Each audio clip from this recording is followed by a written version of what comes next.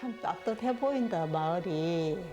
따시고 바람 없고 참 좋은 동네인데, 철탑바람에. 한 번 와서 누구든지 한 번 철탑 밑에서 하루 저녁만 잡았으면 좋겠어요. 한전 직원들이. 전기를 실어 나르기 위해 세운 송전탑. 그러나 송전선로를 타고 흐르는 것은 전기만이 아닙니다. 좀 아파서 돌아가셨다 하면 아니요. 우리 동네에서 안 걸리고서 아직까지 살아있는 건 또 이상하지.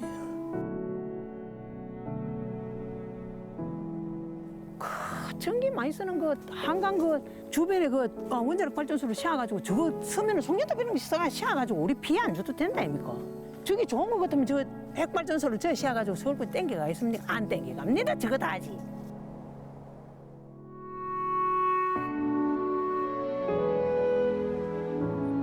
밤이 되면 도시는 더 화려해집니다.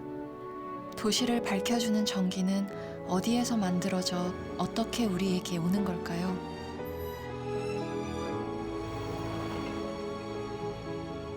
빛으로 가득한 도시의 밤을 위해 누군가 눈물을 흘리고 있다면 우리는 이 전기를 소비할 자격이 있는 걸까요?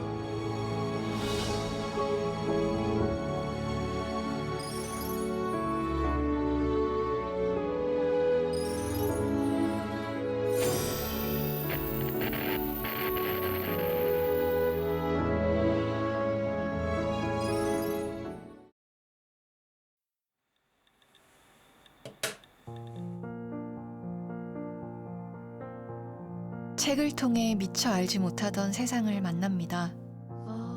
밀양 할매들을 만난 것도 한 권의 책이었습니다.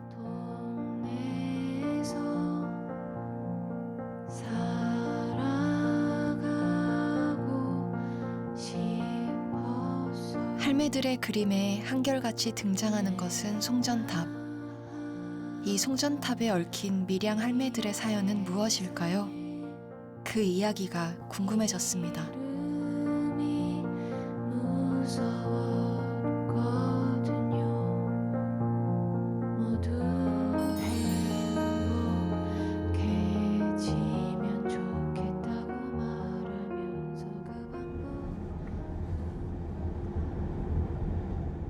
할매들을 만나러 밀양으로 향합니다.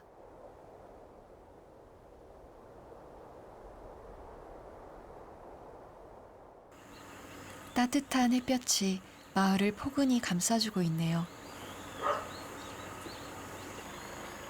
마을에서 먼저 만난 건 마을의 지배자처럼 높이 솟은 철탑들. 골목에서도 또 담장 안에서도 철탑이 보입니다. 국화향 은은한 구절초를 따다 꽃차를 만들고 있는 밀양할매 정임출 할머니. 정임출 할매는 어쩌다 송전탑 전사가 되었을까요? 그거를 지금 말로 하려면 목이 메입니다. 산에서 추우니까 구들 넣어가지고 불 떼가지고 자고 움막을 몇 개를 짓는지 모릅니다. 곳곳이 다니면서 그 봐라 지금 우리 움막 지은 자리에 움막 해가지고 지은 자리에 지금 27번 철탑이 섰습니다. 그 자리에. 철탑이 들어설 산에 움막을 짓고 반대 활동을 했던 주민들. 할매들은 몸을 사리지 않고 맨 앞에서 마을 사람들을 이끌었습니다. 하지만 목숨처럼 지켰던 움막은 흔적조차 없이 사라지고 그 자리에는 거대한 철탑이 들어섰습니다. 한전넘 경찰 온 전시 경찰이 깔리고 올라가는 철탑 서는 자리 우리 움막지가 있는데 올라가는 길마다 경찰이 딱딱 다 막고 있었어요. 지금도 그거를 생각하면 목이 메이곤 진짜. 2007년 신고리 원전에서 북경남 변전소까지 초고압 송전탑 161개를 건설하는 대형 국책 사업이 시작되면서 갈등은 시작됐습니다. 밀양 주민들의 거센 반대로 공사는 순탄치 않았죠. 그리고 마침내 운명의 그날, 경찰과 한국전력 직원 수천 명이 움막에 들이닥쳤습니다. 719 캡의 신고리 북경남 TL 건설 공사를 시작하겠습니다.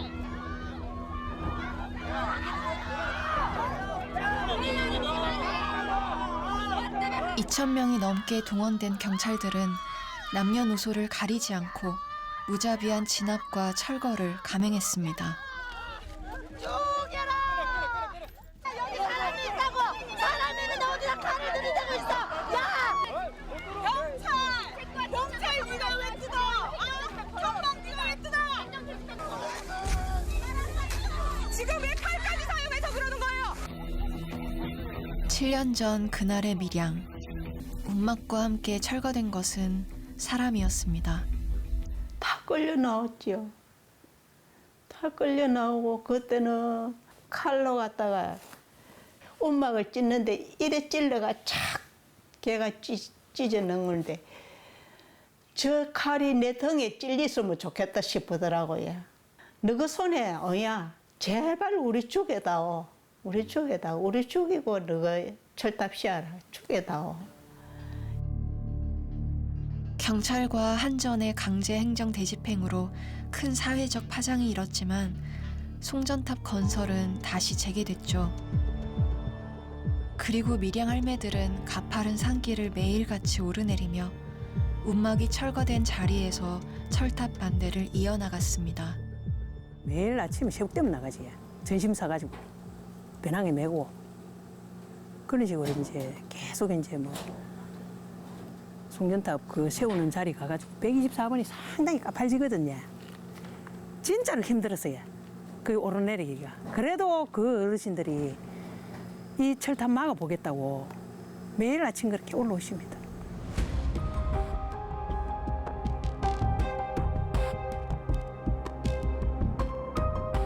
행정 대집행이 있은 지 7년.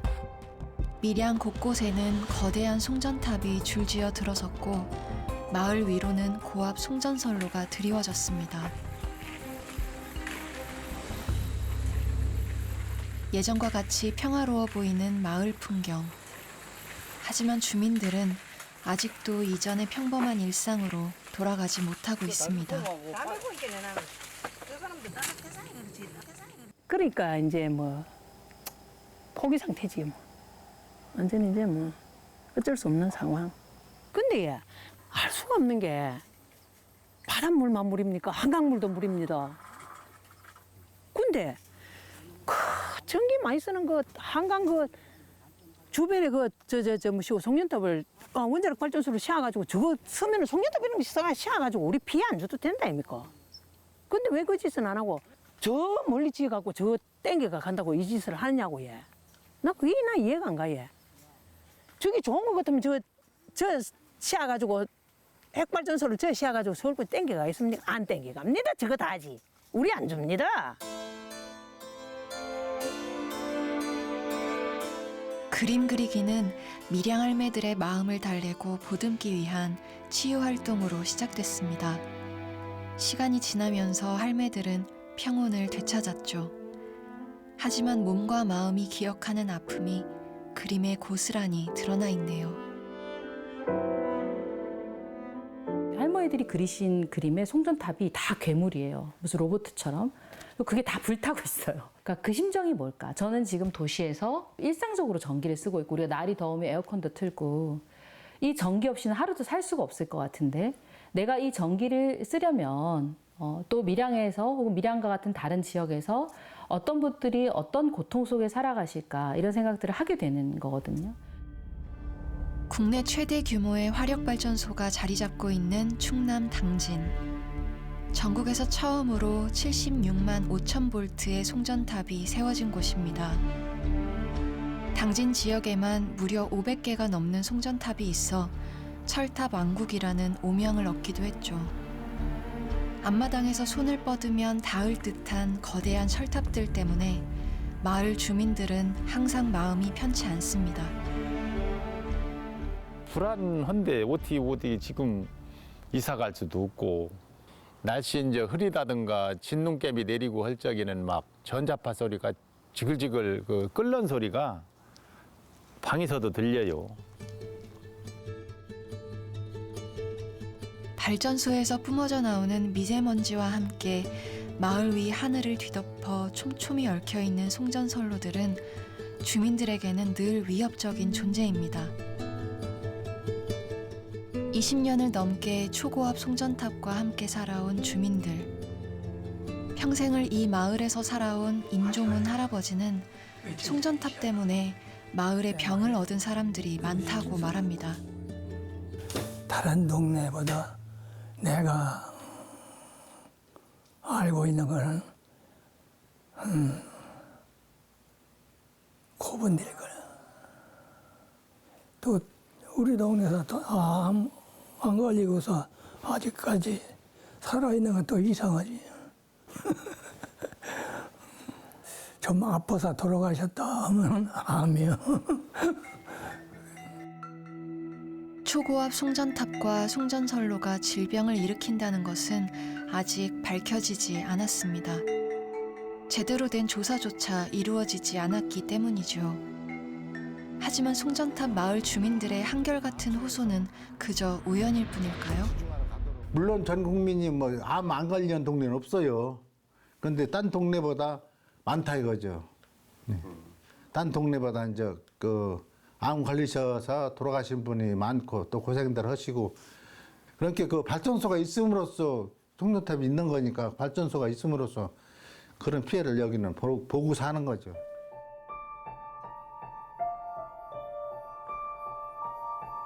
홍원항이 마을을 감싸고 있는 아담한 항구마을, 충남 서천군 서면 홍원마을에도 송전탑의 그늘이 짙게 드리워져 있습니다.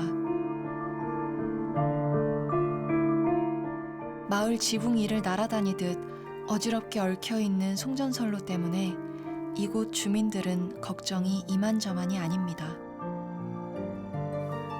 진짜 스트레스를 받아서 뭐라고 할까? 한 번 와서 누구든지 한 번 철탑 밑에서 하루 저녁만 잡았으면 좋겠어요. 한전 직원들이.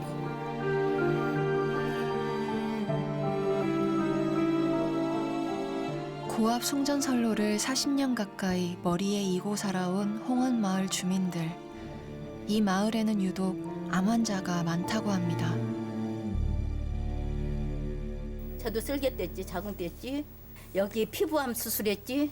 모르겠어요. 저도 뭐 때문에 그러는지 엄청 많아요. 하여튼 다 여기 이 근방에 저 근방에도 폐암 환자가 세신가 되고 이쪽에 분도 이 집도 폐암, 이 집도 돌아가셨어요. 폐암인가 모르겠어. 뭔지 정확하게 변명 얘기하는데 폐암 위암인데 엊그저께 돌아가셨어요. 얼마 전에. 그리고 거기도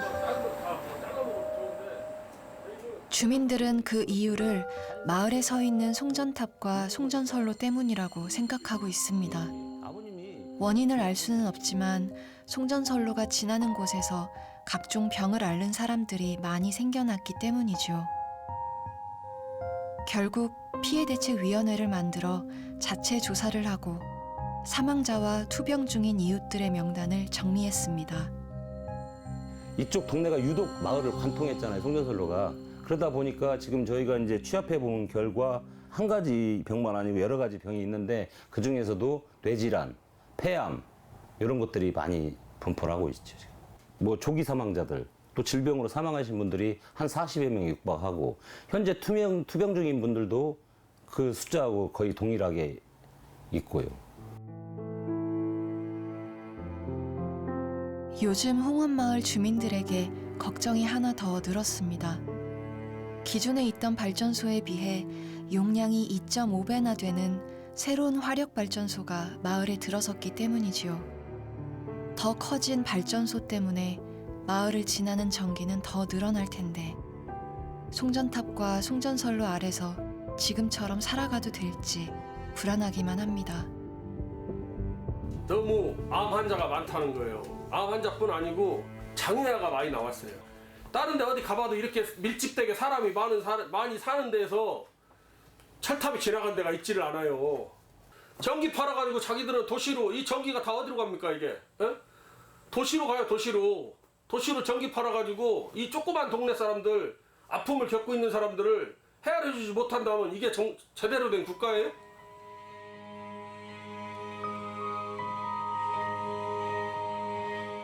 오늘도 도시는 불야성을 이룹니다. 이 화려한 불빛을 만드는 전기가 어디로부터 오는 것인지, 도시에선 왜 송전탑을 볼 수 없는지 여러분은 생각해 보신 적이 있나요? 동해안에서 내륙을 가로질러 신가평으로 연결되는 초고압 송전선로에 대한 지역 주민의 반발이 가라앉지 않고 있습니다. 산등성이를 따라 철탑들이 세워져 있습니다. 765kV와 345kV 송전선로를 통해 수도권으로 보내지고 있는데 줄지어 있는 철탑 사이에는 고압 전류가 흐르는 전기선이 지나고 있습니다.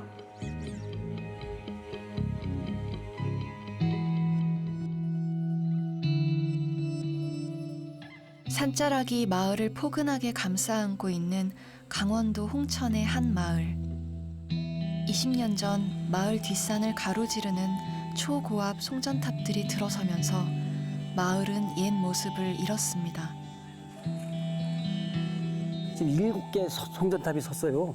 그러다 보니까 유치일리 이 아름다운 풍경 속에 이 마을이 이 병풍식으로 철탑이 아니라 병풍 그림이 됐습니다. 좀 안 좋은 명소다라고 말씀드릴 수 있어요. 예.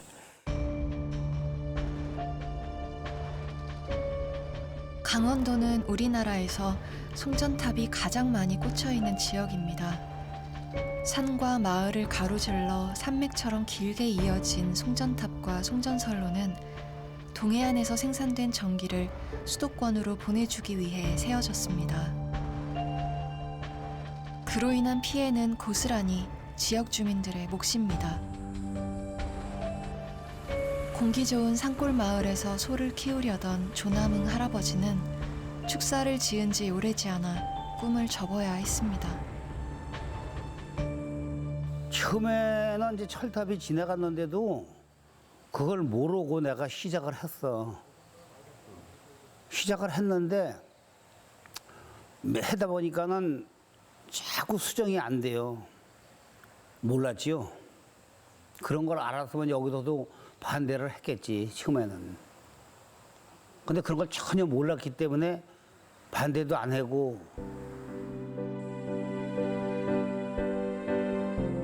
더 이상 생명의 결실을 맺을 수 없는 곳.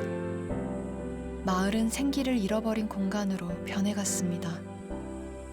가정집으로 말하면 폐가예요, 폐가, 동네가. 여기는 웬만하면 사람들이 안 들어와요. 귀농 하는데, 귀농도 자리가 좋아야 들어온 거지. 철탑 밑에 이 철탑이 지나가면서 누가 이렇게까지 될 줄은 전혀 몰랐던 거예요, 이게.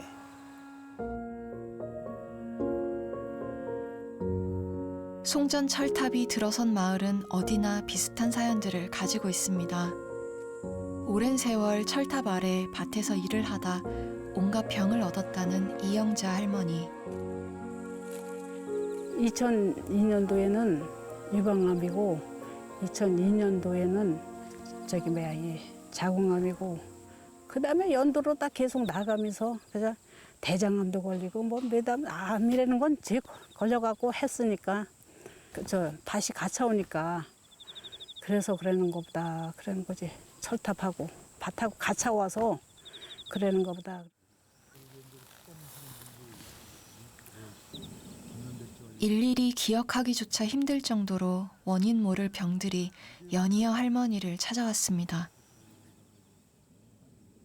아니 이거는 누가 보면 거짓말이라 그래요.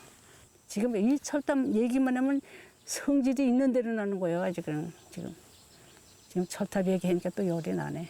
그런데다가 여기 철탑이 하나 또 들어온대요. 그래가지고 또 문제야. 그래서 어떻게 되나. 이 지역에는 또다시 송전탑들이 세워질 예정입니다. 한전은 동해안에 위치한 발전소에서 경기도 신가평 변전소로 이어지는 230km의 새로운 송전선로 건설을 추진하고 있는데요. 이 사업으로 440개의 초고압 송전철탑이 새로 들어설 예정이라고 합니다. 너무 억울하죠. 수도권을 위해서 저희가 희생되고 있다는 게 그동안에는 국책사업이라는 미명하에 정부가 하는 사업인데 어떻게 막을 수 있겠냐. 피해를 보고 있지만 어쩔 수 없다는 게 이 시골 어르신들의 정서였었거든요. 그런데 그 7.65 지나가면서 피해가 너무 많이 발생하고 있는 거를 송전선로가 지나게 될 지역의 주민들은 송전탑 건설을 백지화할 것을 요구하고 있습니다. 수도권을 위한 강요된 희생을 더 이상은 받아들일 수 없다는 것이죠. 그런 얘기까지 합니다. 농촌이 도시의 식민지냐. 그만큼 많은 것들을 빼앗기고 있고요.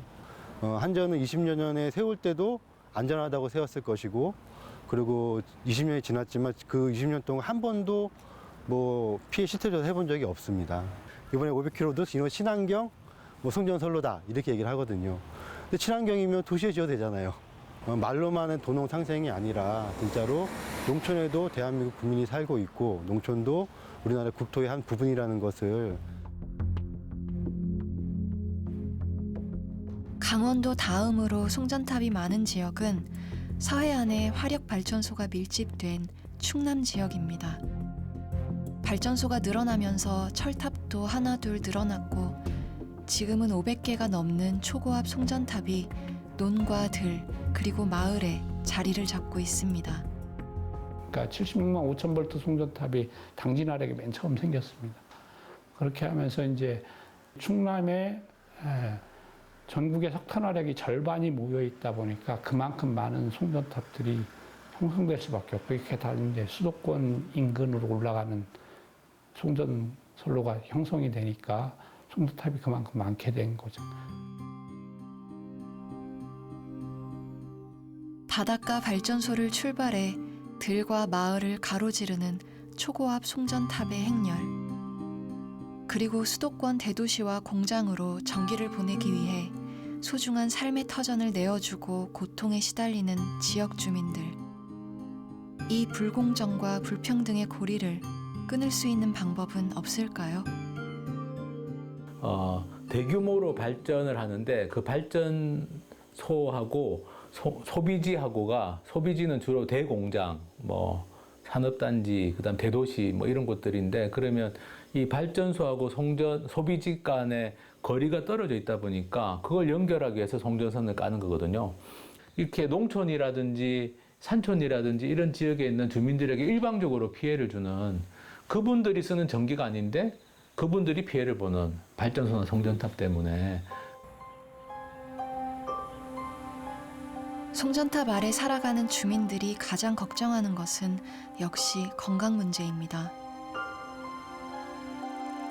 지난해 갑작스럽게 남편을 떠나보낸 최선래 할머니도 지붕 위 철탑이 원인이 아닐까 생각하고 있습니다.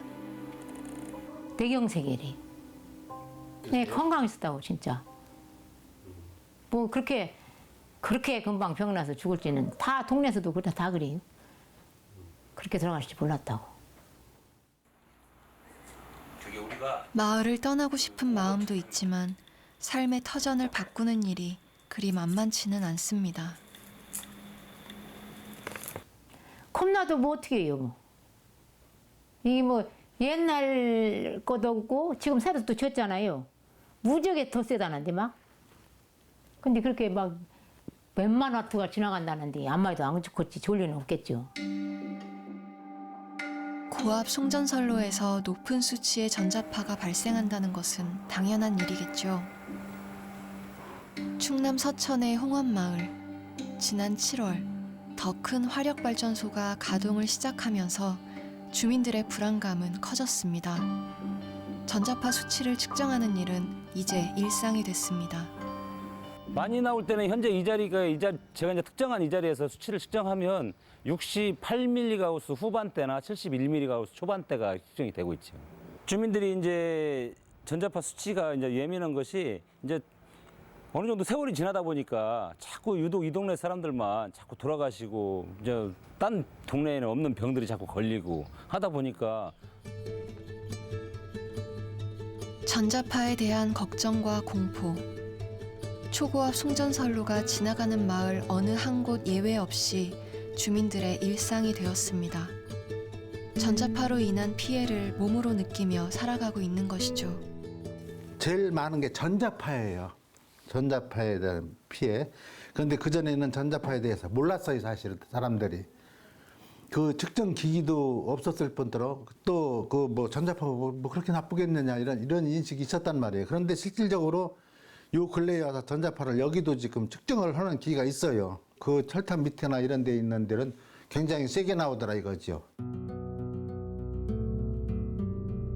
그렇다면 초고압 송전탑과 송전선로가 지나는 곳은 어떤 공간일까요? 우리는 작은 실험을 해보기로 했습니다.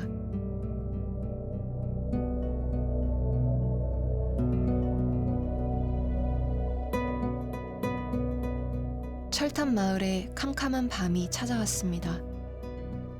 송전탑의 불빛이 켜지면 마을은 철탑 공화국으로 변합니다.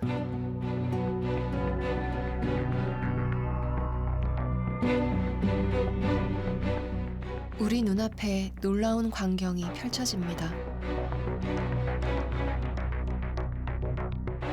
전원을 연결하지 않고 들판에 세워둔 형광등이 빛을 발하기 시작합니다.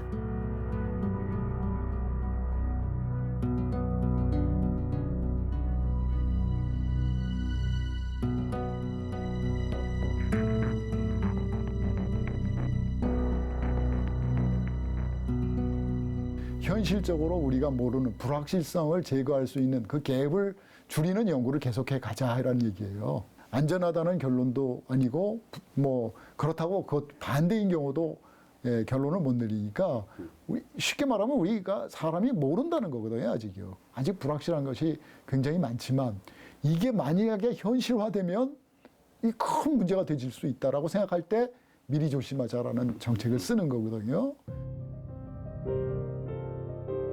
송전탑과 선로에서 발생하는 전자파가 인체에 어떤 영향을 미치는지 아직은 누구도 알 수 없습니다. 하지만 그로 인해 삶의 위협을 느끼는 주민들이 있다면 그들의 목소리에 진지하게 귀를 기울여야 하지 않을까요? 한전은 뭐 전자파 피해에 대해서 인정을 하지는 않습니다. 그리고 이제 한전이 전자파 피해를 인정하면 전국적으로 계속 이제 전자파 피해 얘기가 나오니까 한전 입장에서는 부담스럽고 이제 인정하고 싶지 않은 거죠. 그게 이제 연구진들에 의해서 명확하게 인과관계가 딱 드러나면 한전도 수긍을 할 건데 장기적으로 보면 어쨌든 분명하게 영향을 미치는 건 맞고 전국에서도 보면 송전선로가 있는 곳에서 그 송전선로가 위치하기 전에 발생하지 않던 다양한 피해 현상들이 분명히 나타나고 있고 그렇다면 어떤 대안이 있을까요? 송전탑으로 인한 피해를 줄일 수 있는 차선책으로 철탑 아래 주민들은 지중화를 요구하고 있습니다. 마을을 관통하는 구간만이라도 초고압 송전선로를 땅 밑으로 묻어달라는 것이죠. 40만 킬로와트짜리 갈 때도 사람이 다 죽어나가고 장애아가 발생하고 애를 낳으면 다 내변명으로 나오고 지금 100만 킬로짜리가 다시 간단 말이에요. 살 수가 있겠습니까 이게? 발전소를 못 돌리게는 못하지만 이 구간만이라도 지중화 사업을 해놓고 송전을 하라 이거예요. 하지만 이마저도 쉽지 않습니다. 한전은 요청자 부담 원칙이라는 논리를 내세워 주민들과 지방자치단체가 일정 부분의 비용을 부담해야 한다고 주장합니다. 지금 한전은 내내 그 전에 있던 규정 가지고만 얘기를 하죠. 법규상 이제까지 지방자치하고 50% 이렇게 50% 그렇게 했다. 그거만 지금 조정하고 있는 거죠. 비용 문제거든요. 서천군 지방 재정 자립도가 10%가 채 안 돼요. 지금 우리나라 법은 그렇게 돼 있어요. 지중화를 요구를 하면 요구한 사람들이 비용의 상당 부분을 이렇게 부담을 해야 되는 그게 지금 현행법인 거거든요.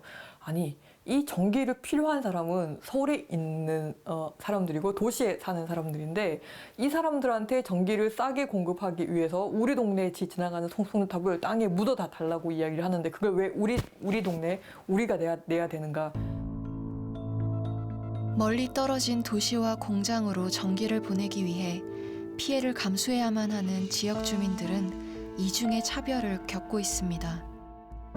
송전선로 지중화가 서울과 수도권을 중심으로 이루어지기 때문인데요. 서울에 송전탑이 없는 이유가 여기에 있었네요.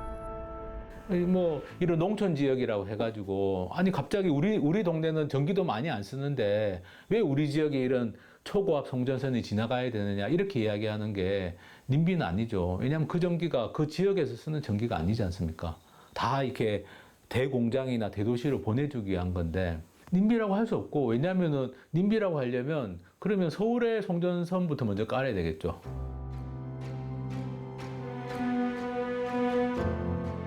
우리가 사는 도시에는 왜 송전탑이 없을까? 그런데 왜 언제나 환하게 빛날까?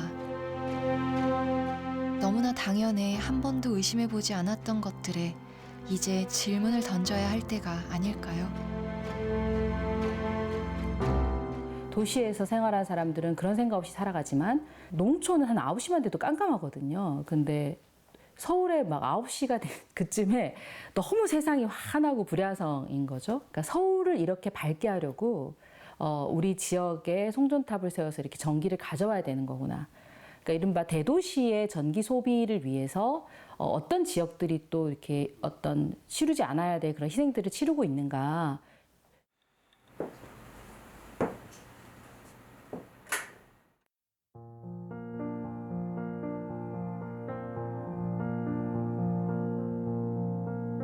우리는 서로를 기대고 의지하며 살아갑니다. 겹겹이 쌓인 나무 블록처럼 말이죠. 그러나 균열이 생기고 신뢰가 흔들리는 순간 관계는 무너져 내립니다. 파괴된 마을, 무너진 공동체. 누구의 책임일까요?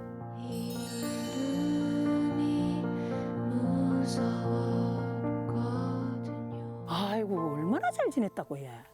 고구마도 갈라 먹고 감자 삶아가지고 같이 갈라 먹고 이 아버지 얼마나 잘 지냈다고 얘. 예, 좋았어요. 좋았는데 철탑 들어오고 찬성파 반대파가 갈라지고 나니까 막 동네 사람들이 쪼가리가 나버리니까.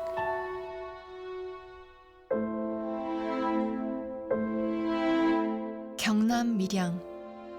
철탑의 광풍이 마을을 휩쓸고 지나간 지 7년. 그 상처는 여전히 아물지 않고 남아 있습니다. 함께 가꾸고 일궜던 마을 공동체도 산산조각이 났습니다. 물론 다른 지역도 그렇겠지만 밀양 지역엔 거기다가 특히 우리 동네 같은 경우는 다 집안이에요. 예. 근데 이제 반대하는 사람도 있고 반대 안 하는 사람도 있는데 서로 욕하고 서로 싸우고 아직까지 다 서먹서먹하고 안 좋아요, 사이가. 너무 불편하잖아요. 서로 눈 뜨면 봐야 되는 사이인데 다 뭐 왼수처럼 지내니까.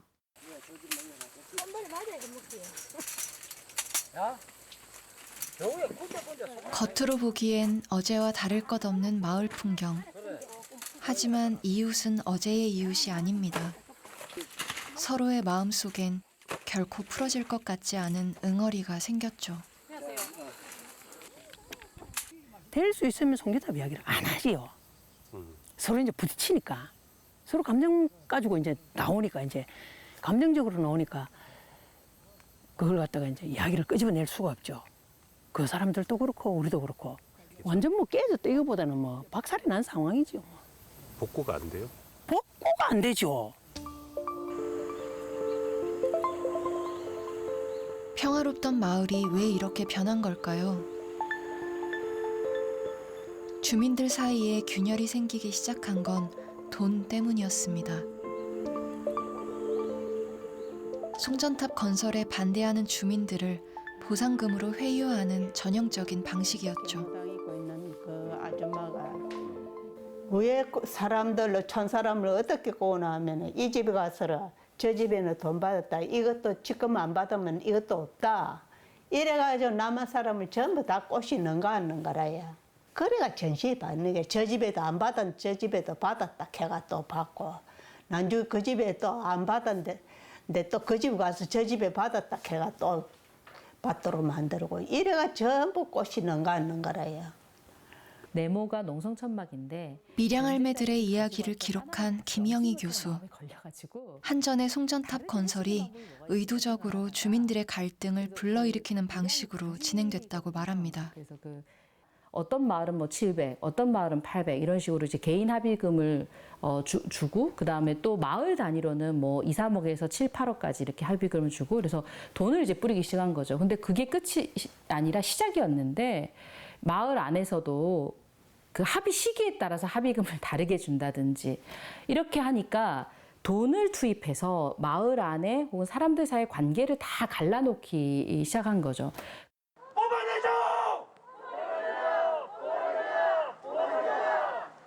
밀양 송전탑 건설 반대에 대한 행정 대집행이 있은 지 7년. 인권과 생명의 가치, 그리고 마을 공동체를 지키려 했던 밀양 할매들의 외침과 눈물은 아직도 계속되고 있습니다. 여러분들 덕분에 우리 밀양 그 한전에서 이 마을을 어떻게 파괴하고 어떻게 괴롭히고 그리고 그 사람들 수법이 정말 비열하고 치열하고 있잖아요. 그런 걸 좀 정말 파헤쳐가지고 좀 다 이렇게 다 알았으면 좋겠어요. 국민 전기를 쓰고 있는 사람이라면 다 알았으면 좋겠어요. 전기가 어떻게 만들어지면 어떤 피해를 받고 우리가 이 전기를 쓰고 있는지. 국책 사업이라는 명분 아래 자신이 살던 땅에서 평화롭게 살아갈 권리를 빼앗긴 밀양 할매들과 마을 사람들. 그들에게 남겨진 것은 무엇일까요? 참 어르신들 이거 망 닫고 욕만 수고만 큰 그만 욕을 보고 아무 그 보상도 없고 성과도 없고 그 정부를 원망하는 게 캐번들 해가지고 뭐 누가 알아줄 사람이 있어야지만 아무도 알아줄 사람 없거든. 이 모르겠어요. 내가 보는 게는 희망이 없는 말이라고 봐야지. 앞으로.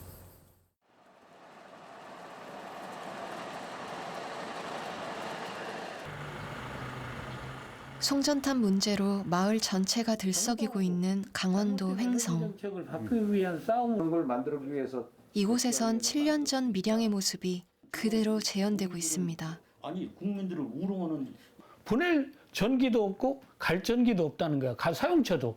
지금 500HVDC 송전선로 사업을 지금 추진하겠다고 지금 몇 년째 지금 한전이 추진하고 있습니다.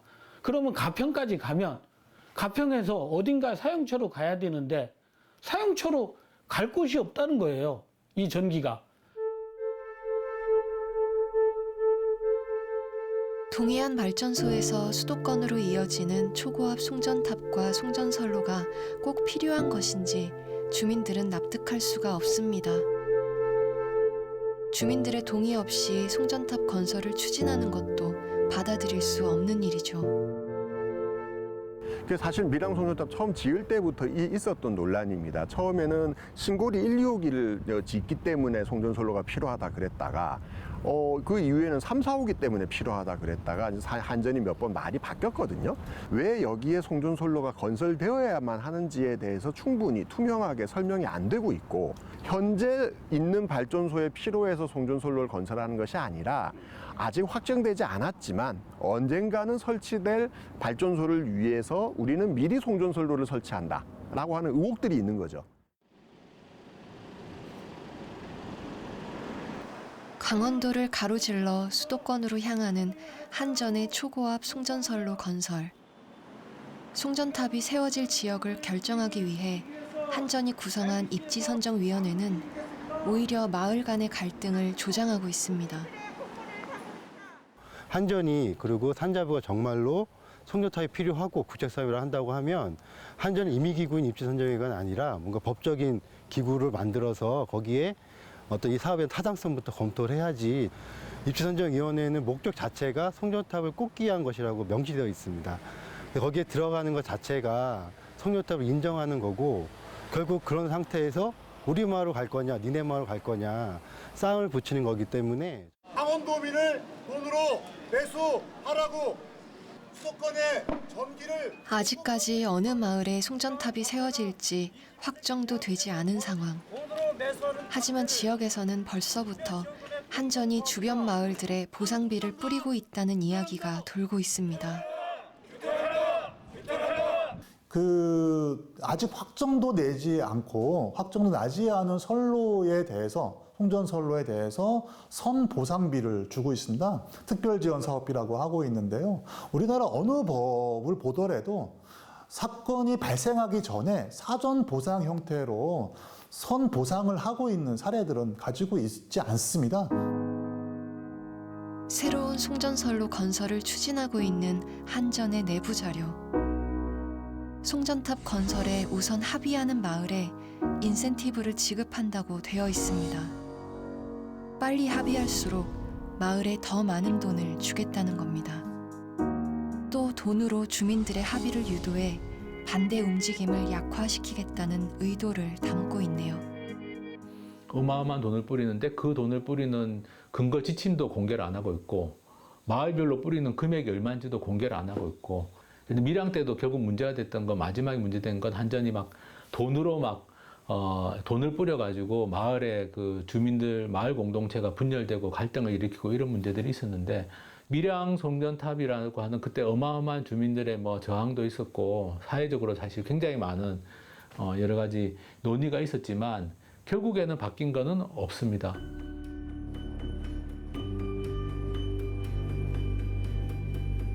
밀양에서 잘못 채워진 단추. 그것을 바로잡을 방법은 무엇일까요?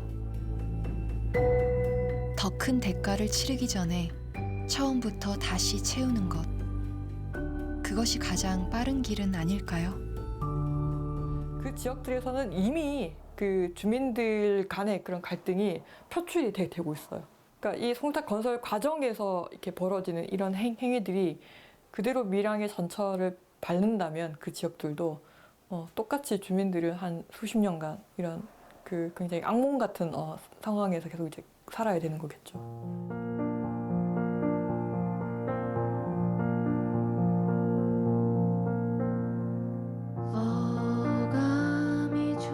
밀양 할매들의 기나긴 싸움, 그리고 마을을 지키려는 주민들의 간절한 바람. 그것은 무엇을 위한 것일까요? 내가 살고 있는 지금, 그리고 다음 세대가 살아갈 미래를 위해 우리가 꼭 지켜야 할 것들은 무엇일까요?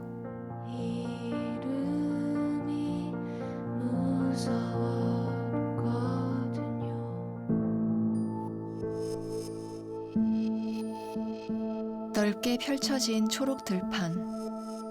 우강면은 당진에서 유일하게 초고압 송전탑이 없는 마을입니다. 그런데 주민들이 모르는 사이 논 한가운데 철제 담장이 들어섰습니다. 송전탑 건설에 필요한 자재를 보관하기 위해 설치된 것인데요. 우강평야의 한전이 새롭게 송전탑을 건설하겠다는 일종의 신호탄이었습니다. 철탑이 안 지나간 읍면이 없습니다.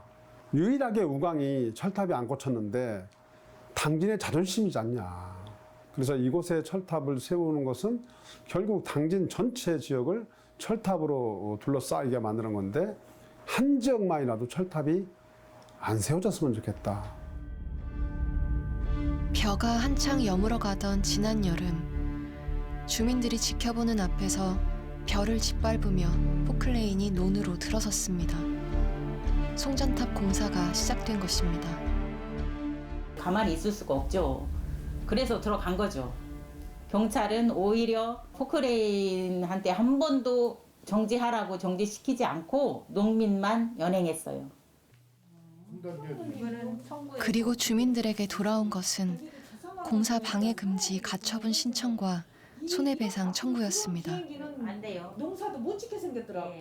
2,400만 원, 약 2,400만 원을 그 5시간, 그 시간 동안 공사 방해한 손해배상금이 2,400이라고. 근데 목적물 가액은 1억으로 해서 들어왔고요.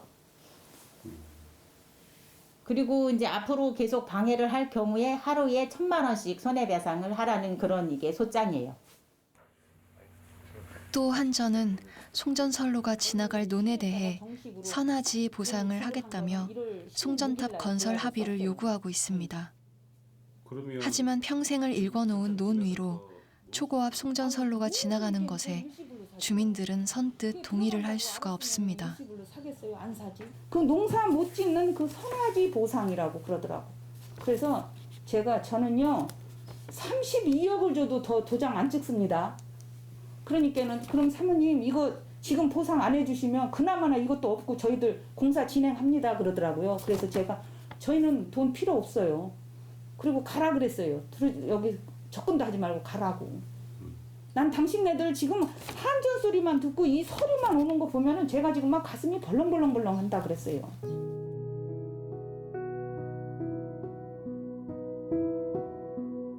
초고압 송전탑이 들어설 예정인 우광평야와 삽교천은 다른 생명들도 함께 살아가는 공간입니다. 삽교호 한가운데 소들섬에는 해마다 수백만 마리의 철새가 찾아오지요.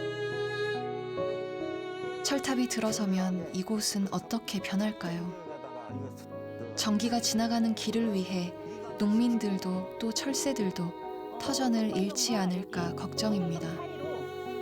여기 이게 전기를 팔아먹는 길을 내는 거잖아요. 하나 둘 셋 네가 부장이고 하나 둘 이게 이제 신촌리라는 건데 우리는 이게 8개가 꽂히거든. 여기 생존권이 달렸잖아요. 우리 생존권 뺏고 건강권 뺏고 재산권 뺏고 환경권 뺏고 환경 파괴하지 말고. 북당진에서 출발해 신탕전까지 이어지는 35km의 송전선로.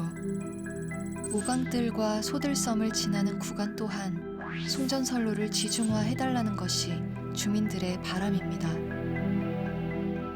이 구간 전에는 지중화가 됐어요. 그런데 이 마을 구간만 이제 지상으로 철탑을 하려고 하는 거죠. 당진 시민들이 600만 킬로와트라는 이 국가 전력을 생산하고 이 산업용이든 뭐 주택용이든 다 지역 사람들을 위해서 희생했잖아요. 그래서 더 이상 발전소가 세워진 이 지역에 무엇을 더 요구하냐 이거죠.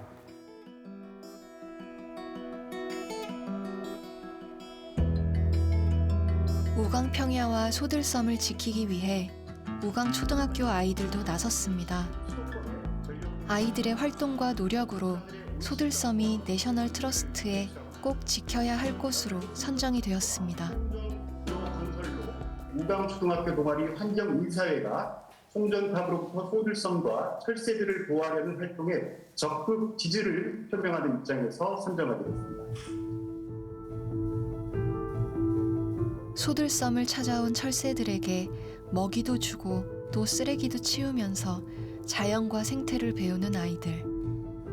소들섬에 철탑이 들어서면 철새도 찾지 않는 생명을 잃은 땅이 될까 아이들은 걱정이 큽니다. 송전탑이 생기면 그 소들섬에 사는 동물들이나 이런 게 많이 없어지거나 살 곳이 없을 수도 있다는 생각이 들었어요.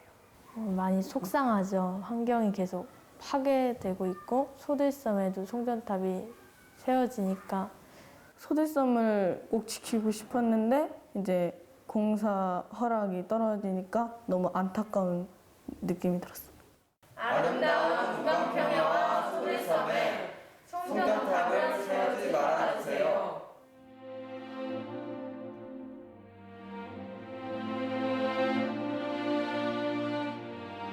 우광평야에 가을이 무르익었습니다.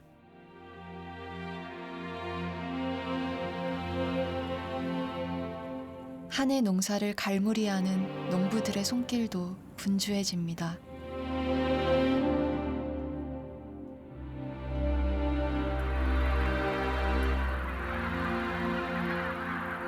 올해도 어김없이 멀리서 귀한 손님들이 우광평야를 찾아왔네요.